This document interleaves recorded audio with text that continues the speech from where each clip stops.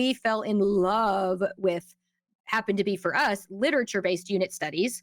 Hmm. And I will forever be thankful. It completely set the trajectory for our homeschool, Hmm. and we never went back.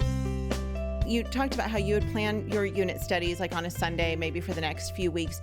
Did you bring your kids in with you and ask them, like, what is it that you want to study and focus on? Or did you typically take the reins with that?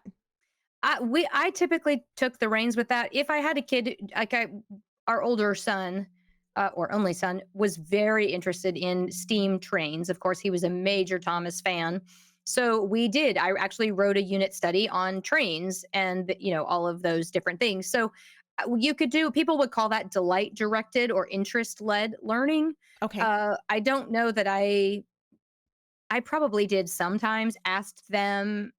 There's one, unitstudies.com. I believe that's the website. Amanda Okay. Bennett wrote a lot of unit studies, and you can purchase them individually. Um, hers are topic. So what we've talked about a little bit is a literature-based unit study, but then we also talked about how you can base it on a theme. She has a lot of themed unit studies. So sometimes I would ask our daughter in particular. Our son was pretty happy to just do whatever I threw at him. She was a little bit more opinionated, and so I don't mean that in a bad way. She just Sure. she answered questions he didn't Sure. care to answer, I guess. So we would go that time, or when she started horseback riding lessons, we made sure to do a horse unit or things like that. So, um, but some families, especially when you're doing it with olders, so I would say, fifth, sixth, seventh graders, if they are going to be writing maybe the first paper or something that's going to be more laborious and possibly frustrating, picking a topic that they love is going to help overcome that. So if they have to write a paper, where they're researching and they're researching, about some character they've never heard about and they're not the least bit inspired to do their research, it's going to be a little bit of a challenge. But if you let them research the history of Legos or, a certain topic, or, or the armor used in medieval, I don't know any kid who doesn't like to talk about medieval times. So if you pick a topic that is interesting to them Hmm. during a challenging time, I think they're going to be more motivated internally just to work through what's challenging. So that's one of the benefits of delight directed or interest led learning. Right. And as their parents, we typically know what our kids enjoy. Yes, which is So, probably why I didn't ask them a whole lot. right. Yeah, Yeah. I mean, you're probably not going to do unit study on ballet for your son. Like, yeah, he who might is not definitely enjoy not that. interested in ballet. Now, I will say there were some books that were in our curriculum. Mhm. We fell in love with Five in a Row.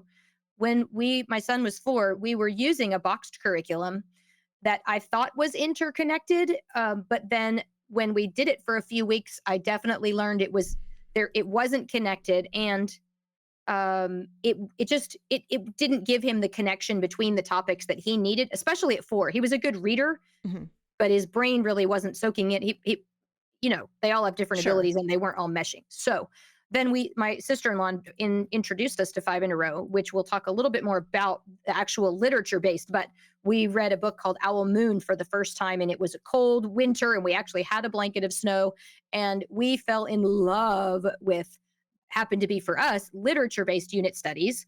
Mhm. And I will forever be thankful. It completely set the trajectory for our homeschool, Mhm. and we never went back. So now that child in particular, at 7 months, he would crawl to the book basket and spend all of his hours at the book basket. So Wow. for us, that was really perfect. And I just thought, we don't ever want to learn any other way. So that Yeah. was, once we fell in love there, we never diverted again. We did do some theme stuff, some, like I said, horses, naval ships, lots of things like that. So sometimes literature and sometimes just a theme. Once you start doing unit studies, you kind of can't help yourself. You pick any topic you want and you just kind of start thinking that way. And so do your kids. And so it really becomes kind of a lifestyle.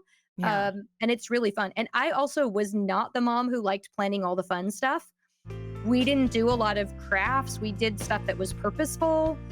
I definitely wasn't a Pinterest mom. To me, it was just one more thing to clean up. Yeah. I was kind of bad about stuff like that. That's okay. I am too.